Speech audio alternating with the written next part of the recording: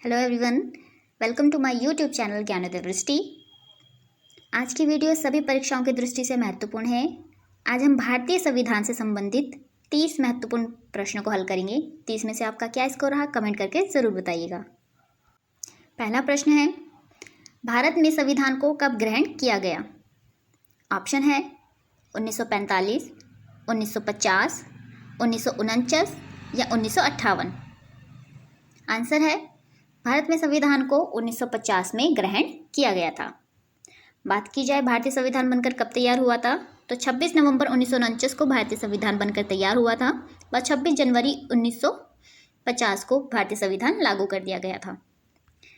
प्रश्न नंबर 2 है, संयुक्त राष्ट्र संघ के महासचिव का कार्यकाल कितने वर्ष का होता है? संयुक्त राष्ट्र संघ जिसे हम यूएनओ कहते हैं। ऑप्शन है 5 वर्ष, 4 वर्ष, 6 वर्ष या 3 वर्ष। आंसर है संयुक्त राष्ट्र संघ के महासचिव का कार्यकाल 5 वर्ष का होता है। प्रश्न नंबर 3 है, संयुक्त राष्ट्र संघ के घोषणा पत्र पर कितने देशों ने हस्ताक्षर किए थे? ऑप्शन है 51, 52, 63 या 68। संयुक्त राष्ट्र संघ के घोषणा पत्र पर 51 देशों ने हस्ताक्षर किए थे। बात की जाए यूएनओ की स्थापना की, तो 24 अक्टूबर 1945 को न्यूयॉर्क में यूएनओ की स्थापना की गई थी। पहले इसमें 50 देशों ने हस्ताक्षर किए थे व बाद में इसमें पोलैंड देश ने भी हस्ताक्षर करके 51वां संस्थापक सदस्य देश बना था।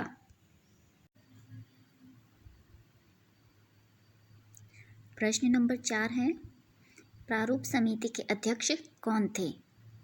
ऑप्शन है पंडित जवाहरलाल नेहरू, राजेंद्र प्रसाद, भीमराव अंबेडकर या गांधी जी। आंसर है प्रारूप समिति के अध्यक्ष भीमराव अंबेडकर जी थे। प्रश्न नंबर 5 है, राज्यसभा के सदस्यों का कार्यकाल कितने वर्ष का होता है? ऑप्शन है 6 वर्ष, 5 वर्ष, 2 वर्ष या 3 वर्ष। आंसर है राज्यसभा के सदस्यों का कार्यकाल 6 वर्ष होता है। राज्यसभा को स्थायी सदन भी कहते हैं। प्रश्न नंबर 6 है, लोकसभा के सदस्यों का कार्यकाल कितने वर्ष का होता है? ऑप्शन है 5 वर्ष, 8 वर्ष, 6 वर्ष या 9 वर्ष।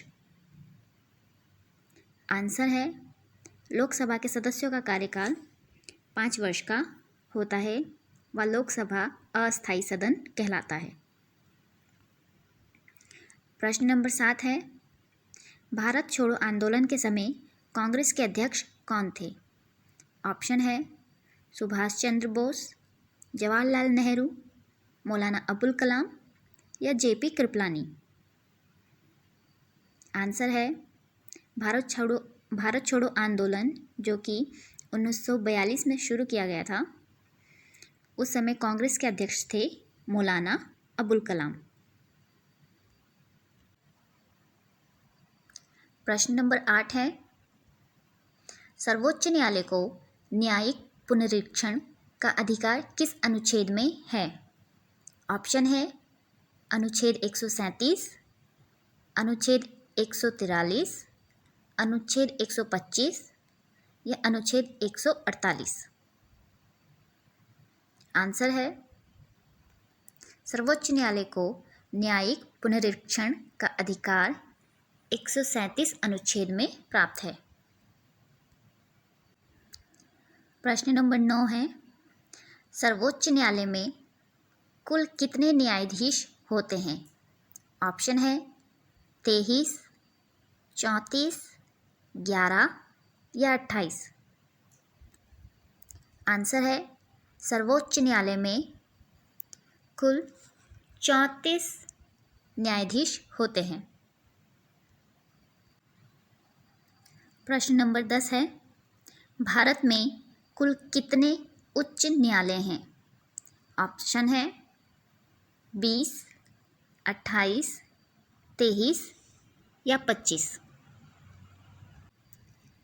आंसर है भारत में 25 उच्च न्यायालय हैं। प्रश्न नंबर 11 है, संविधान का रक्षक या अभिभावक किसे कहा जाता है? ऑप्शन है उच्च न्यायालय, सर्वोच्च न्यायालय, राष्ट्रपति या प्रधानमंत्री। आंसर है संविधान का रक्षक या अभिभावक सर्वोच्च न्यायालय को कहा जाता है। प्रश्न नंबर 12 है, सर्वाधिक न्यायाधीशों वाला उच्च न्यायालय कौन सा है?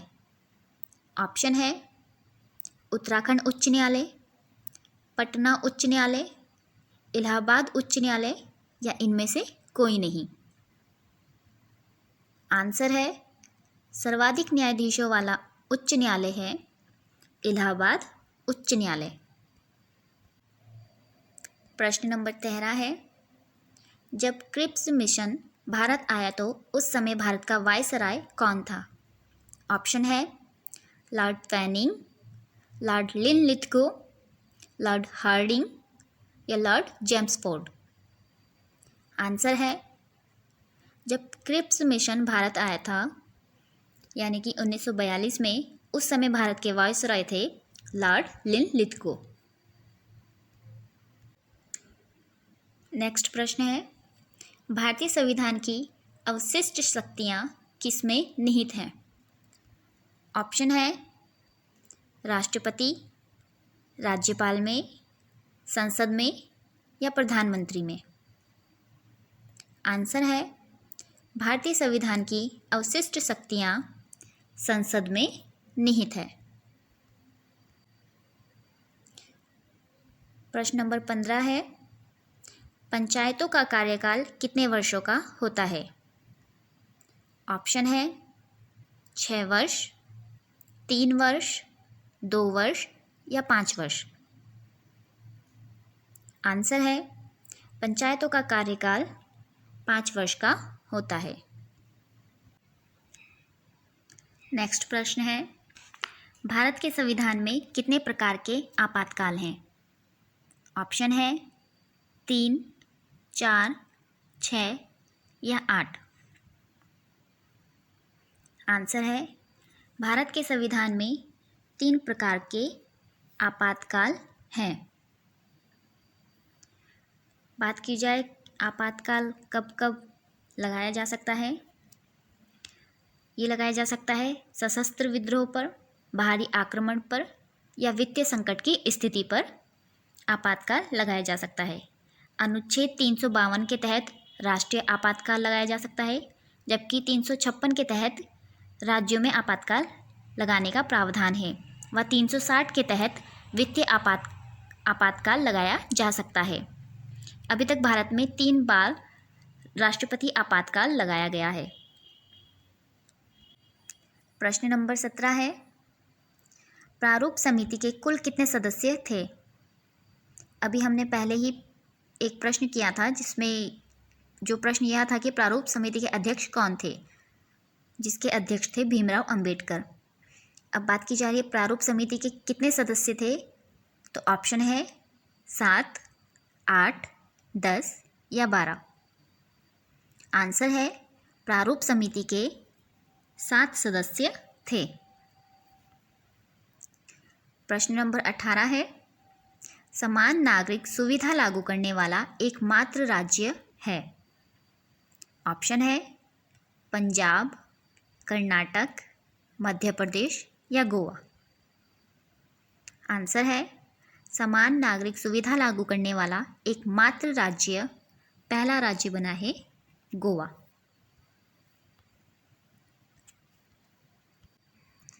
प्रश्न नंबर 19 है, समान नागरिक संहिता का वर्णन किस अनुच्छेद में है?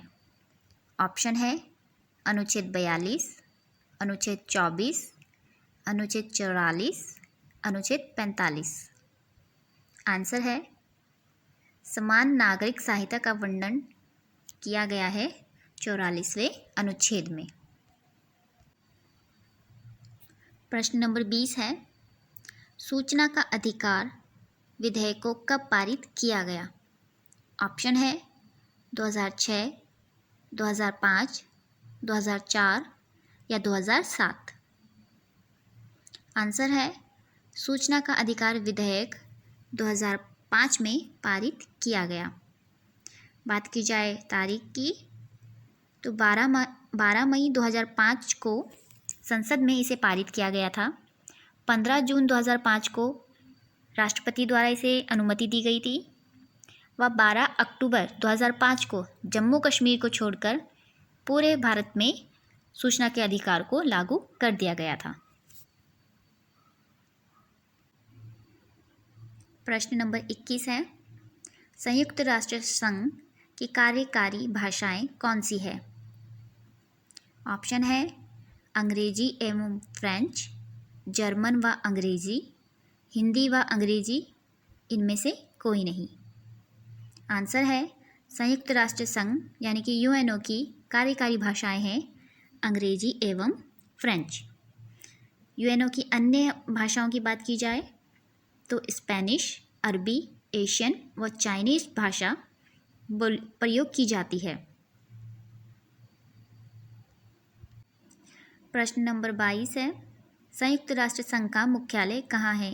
यानी कि यूएनओ का मुख्यालय कहाँ है? ये हम पहले ही कर चुके हैं। ऑप्शन है पेरिस, न्यूयॉर्क, नीदरलैंड या काठमांडू। न्यूयॉर्क में यूएनओ का मुख्यालय स्थित है।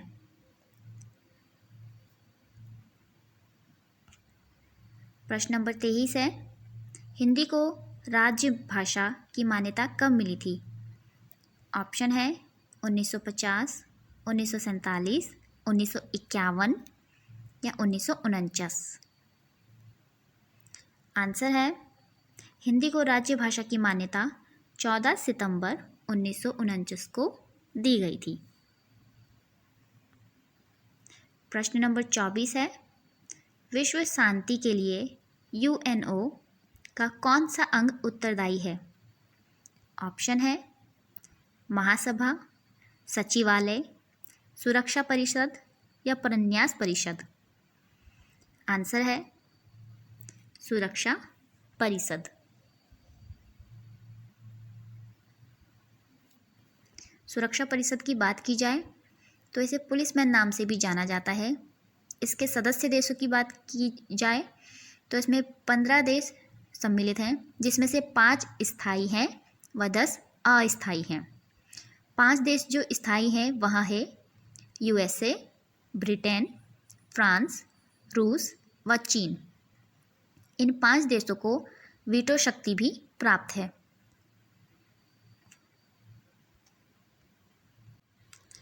प्रश्न नंबर 25 है, भारतीय संविधान के संवैधानिक सलाहकार कौन थे? ऑप्शन है सच्चिदानंद सिन्हा, गांधी जी, सरदार पटेल या BN राव। आंसर है भारतीय संविधान के संवैधानिक सलाहकार BN राव जी थे। प्रश्न नंबर 26 है, जलियांवाला बाग हत्याकांड के समय कांग्रेस के अध्यक्ष थे। ऑप्शन है तिलक, मदन मोहन मालवीय, नेहरू या सुभाष चंद्र बोस। आंसर है जलियांवाला बाग हत्याकांड के समय कांग्रेस के अध्यक्ष थे मदन मोहन मालवीय जी। बात की जाए जलियांवाला बाग हत्याकांड की घटना की तो यह घटना घटित हुई थी 13 अप्रैल 1919 में। प्रश्न नंबर 27 है, राष्ट्रपति शासन का वर्णन किस अनुच्छेद में है? ऑप्शन है 360, 352, 356 या 358। आंसर है राष्ट्रपति शासन का वर्णन 356 अनुच्छेद में वर्णित है। प्रश्न नंबर 28 है, विश्व भारती के संस्थापक कौन थे? ऑप्शन है महात्मा गांधी, सुभाष चंद्र बोस, तिलक या रविंद्रनाथ टैगोर। आंसर है विश्व भारती के संस्थापक थे रविंद्रनाथ टैगोर। पश्चिम बंगाल में विश्व भारती नामक विश्वविद्यालय की स्थापना रविंद्रनाथ टैगोर द्वारा की गई थी। प्रश्न नंबर 29 है, 8वीं अनुसूची में कितनी भाषाओं का वर्णन किया गया है? ऑप्शन है 15, 10, 22 या 18। आंसर है 8वीं अनुसूची में 22 भाषाओं का वर्णन है। हमारे भारतीय संविधान में कुल अनुसूचियाँ की बात की जाए तो वे 12 हैं, जिनमें से 8वीं अनुसूची भाषाओं के बारे में वर्णन करती है, जिसमें 22 भाषाओं का वर्णन किया गया है। प्रश्न नंबर 30 है, वह अंतिम प्रश्न है, पंचायत और नगर पालिका के चुनाव कौन करवाता है? ऑप्शन है राज्य चुनाव आयोग, चुनाव आयोग, मुख्य चुनाव आयुक्त या इनमें से कोई नहीं। आंसर है पंचायत और नगर पालिका के चुनाव राज्य चुनाव आयोग द्वारा कराए जाते हैं।